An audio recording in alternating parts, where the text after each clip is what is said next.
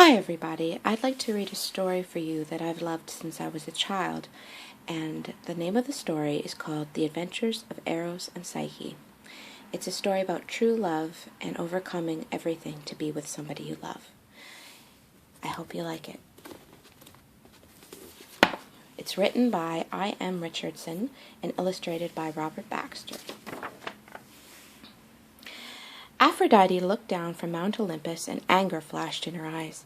She was the goddess of love, and she was worshipped throughout the world because of her great beauty. But now what she saw made her angry and jealous.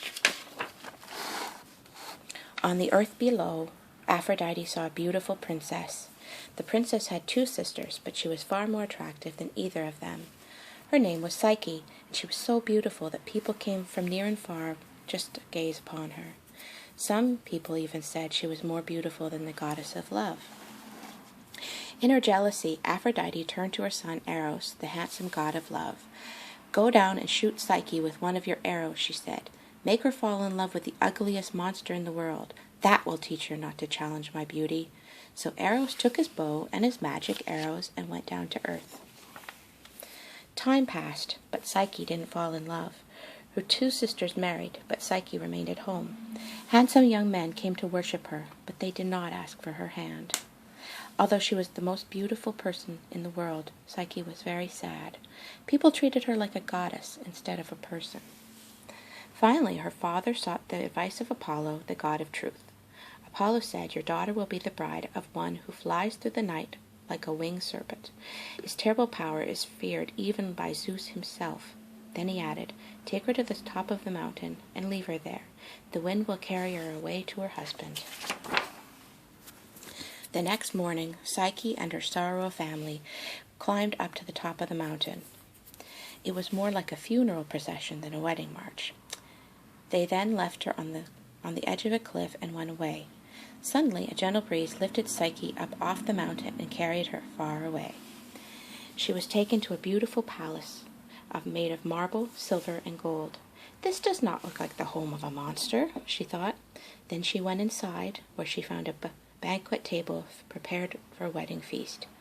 Invisible servants began to wait on her. They told her that she was the mistress of the palace, and everything in it was hers.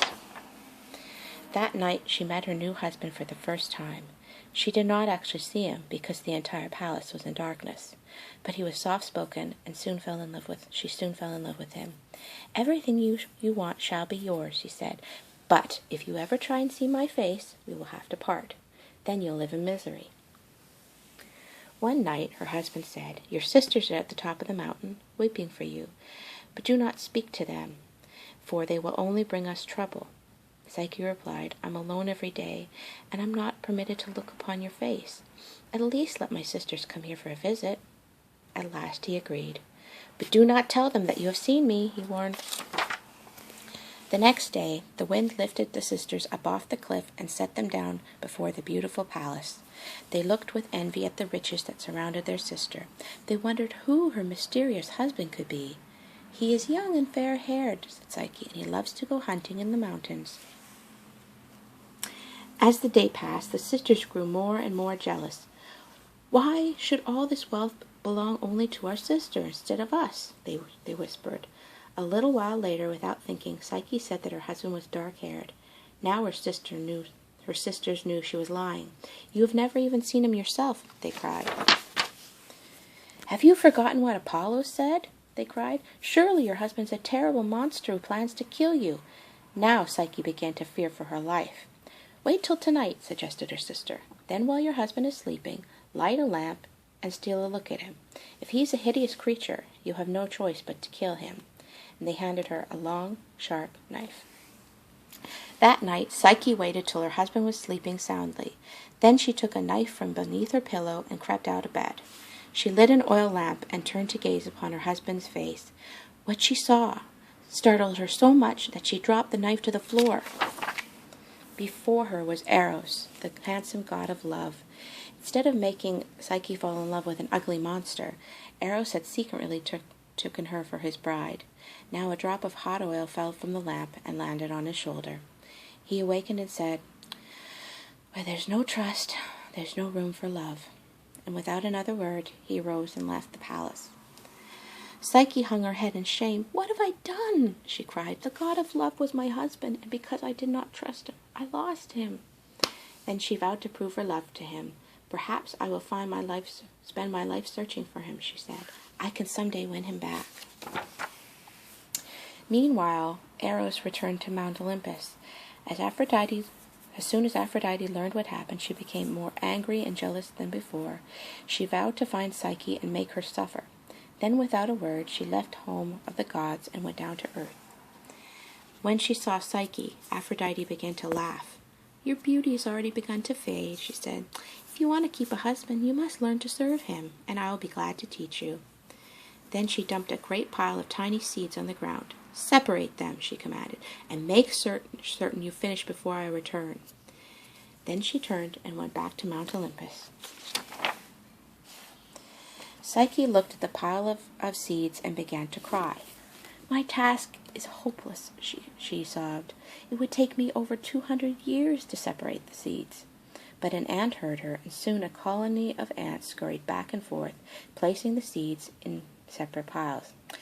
When Aphrodite returned, she flew into a rage. "Your next chore won't be so easy," she promised. "Fetch me some golden wool from the sheep that live by the river," she commanded. Psyche knew of these terrible sheep. They lived in a thicket of thorn bushes and were so fierce no one dared to go near them. As she approached the sheep, Psyche heard a voice saying, "Wait till evening.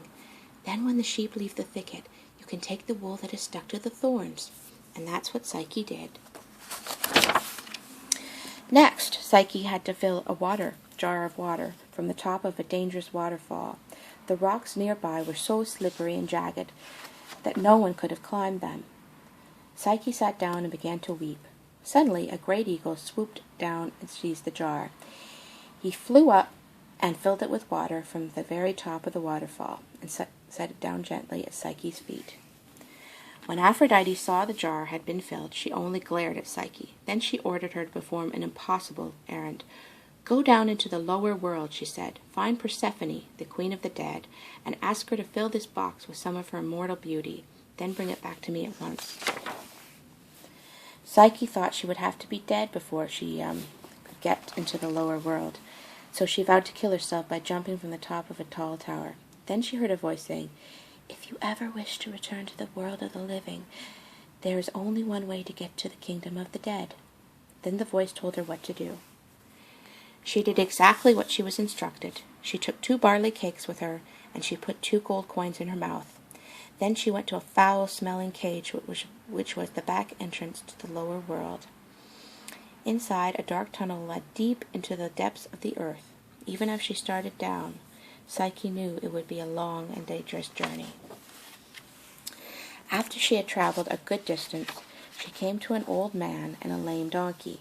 The donkey was pulling a cart that was overloaded with sticks, and the sticks kept falling off. The old man asked Psyche to help him pick up the sticks, but she did not answer him. The voice in the tower told her that this would be a trap set by Aphrodite, so Psyche passed on by. She kept walking deeper into the earth until she finally reached the river Styx, the boundary to the lower world. There was only one way to get across, and that was by bribing Charon, the ferryman of the dead. As soon as Charon had taken one of the gold coins out of Psyche's mouth, he allowed her to get into his leaky ferry.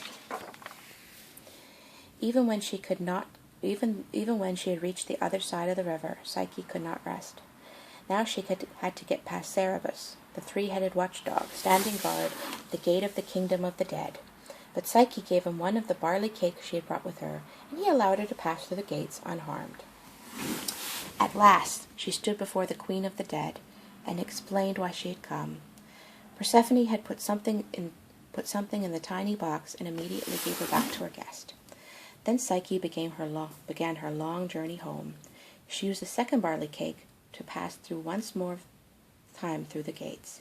Then she used the second coin to get back over to the other side of the river Styx.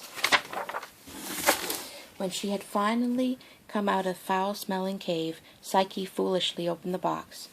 Instead of immortal beauty, an invisible death-like sleep came out and swept over her. But Eros came to her rescue. He wiped the sleep from her eyes and locked it away.